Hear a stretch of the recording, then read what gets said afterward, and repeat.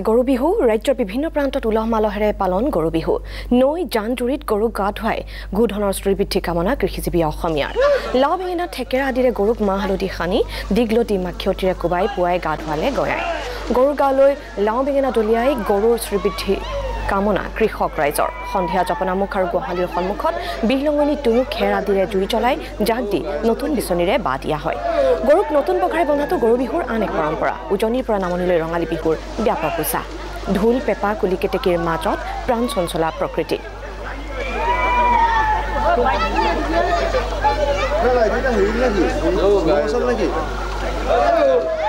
আৰু গোলাঘাটৰ পৰা পৰিৱেশ আমাক দেখুৱাব গোলাঘাটৰ সিনিয়ৰ ব্যুৰ চিফ সমীৰণ দিগন্তই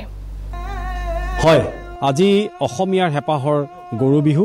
আৰু গৰু বিহুৰ দিনা ইতিমধ্যে আমি কৈছো অসমীয়াৰ বাপতি সাহোন এই বিহুলৈ ইতিমধ্যে অসমীয়াৰ গা সাতখন হৈ পৰে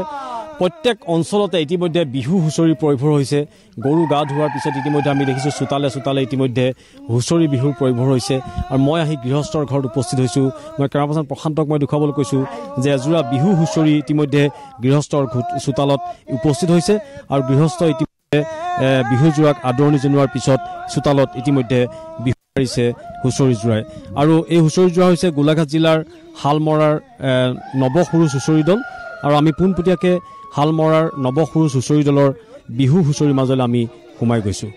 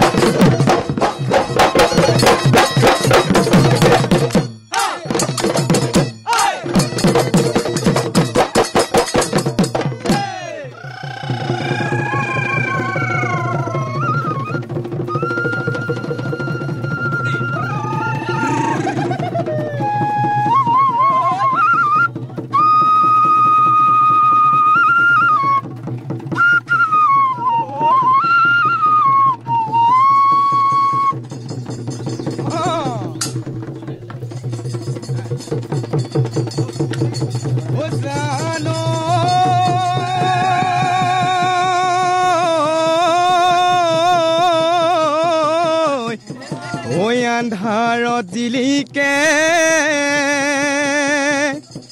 ঐ জোনাকী পৰুৱা ঐ আকাশত জিলিকে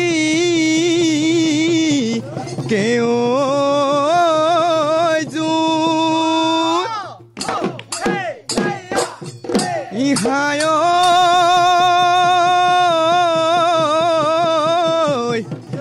দূৰণি জিলিকে ঐ আমাৰ নাচনি ঐ যেন পূৰ্ণিমাৰে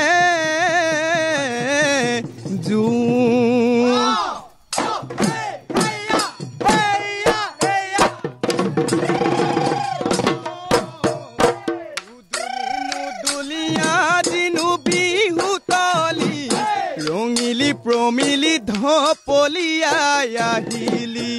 বগীবৰ নাচনি দেখাতো বৰ ৰঙিলি লাজুকি উঠতে মিচিকি ঐ হাঁহিতি ৰিহাৰে ভাজতে এনে তুমি শুৱনি চাইনো চাই থাকিলে না নালাগে আমনি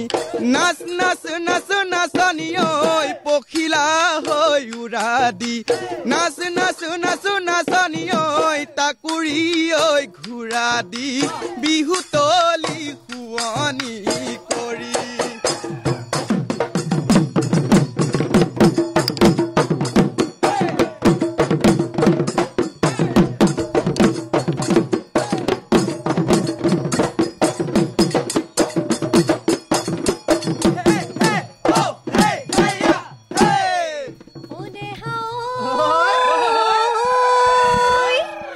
বেলি পৰতে তাতৰে খালতে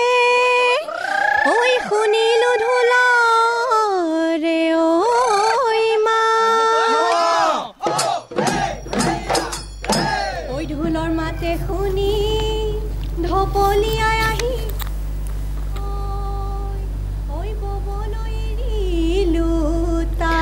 আমি গোলাঘাটৰ পৰা পৰিৱেশ আপোনালোককে দেখুৱাইছো হুঁচৰি গাই এইদৰে আশীৰ্বাদ লৈছে গৃহস্থৰ পদূলিত এয়া দৃশ্য দেখিবলৈ পাইছে ৰাজ্যজুৰি ৰঙালীৰ উখল মাখল পৰিৱেশ দেখিবলৈ পোৱা গৈছে আৰু এইবাৰ আমি লখিমপুৰৰ পৰা পৰিৱেশ আপোনালোকক দেখুৱাবলৈ বিচাৰিম লখিমপুৰৰ চিনিয়ৰ ব্যুৰ চিফ জিতুমণি নিয়োগ আছে আমাৰ সৈতে জিতুমণি বহাগৰ যি পৰম্পৰা দেখিবলৈ পোৱা গৈছে ইতিমধ্যে যিহেতু গৰু বিহু পালন হৈছে তাৰ পিছতে ইয়াতে দেখিবলৈ পোৱা গৈছে নদীৰ পাৰত কি আয়োজন আমি দেখুৱাবলৈ যত্ন কৰিছোঁ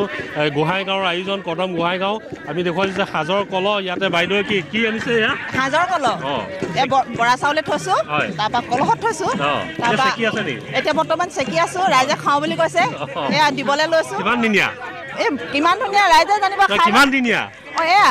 12-13 দিনীয়া 12-13 দিনীয়া মই দেখুৱাইছোঁ এয়া সাজৰ সাজ চোকা হৈছে নে বিহু বুলি অকণমান খাই লওঁ এয়াই হ'ল আনন্দ আৰু মই দেখুৱাইছোঁ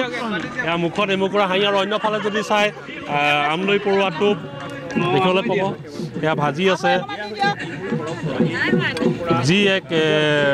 সকলো ধৰণৰ যে অসমীয়া সংস্কৃতিৰ যি সকলো দাঙি ধৰি গ'ল তেওঁলোকে যত্ন কৰিছে সাজ কেনেকুৱা খুৰীদৈ বৰ ধুনীয়া সাজ বনায় এই বিহুটো আহিলে খুৰীদলৈ আশা কৰি থাকোঁ সাজ অকণমান খাবলৈ পাম বুলি কি ভাজি আছে এয়া এফালে আমলৈ টোপ আৰু ডিম ৰাতিপুৱাই আমলৈ টোপ পাৰিলোঁ ইয়ালৈকে লৈ আহি আজি সমজুৱাকৈ আৰু গোটেই ইয়াতে ফূৰ্তি ফাৰ্তা কৰি ৰাতিলৈ আমি হুঁচৰি জুৰিম আৰু এই সুন্দৰ পৰিৱেশ আৰু আচলতে পাপনিখন বহাগ বিহুটো এনেধৰণে আচলতে উজ্বলাই তোলা হৈছে আৰু মই দেখুৱাইছোঁ যে পৰম্পৰা ধৰি ৰখাটোৱে এতিয়া সকলোতকৈ ডাঙৰ প্ৰত্যাহ্বান আৰু সেই পৰম্পৰা গাঁৱত ধৰি ৰাখিছে ৰাইজে আমি আমলৈ টোপৰ যি ইয়াতে দেখা গৈছে যে তেওঁলোকে উলিয়াই আছে পৰুৱাৰ কাৰণে অলপ দিগদাৰ হৈছে আৰু পৰুৱা বেছি আছে বেছি আছে তো আজি কিমান ৰাইজক খুৱাব আজি প্ৰায় কিমান মানুহ 150-200 হৈ যাব বাৰু ৰাইজে খাব পৰুৱাটো ভাজি আছে ডিম দিয়া হৈছে তাত তাৰপৰা পিঠা উলিয়াই থৈছোঁ আমি পিঠাও লৈ আহিছোঁ নদীৰ পাৰতে হ'ব আজি নদীৰ পাৰতে চব হ'ব আজি বিহু এভাগি জুই দিয়ক এইকণতে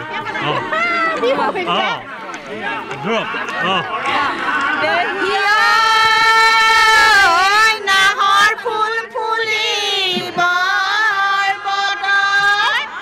নাহৰৰ গুণ পাই নাচনি তৰে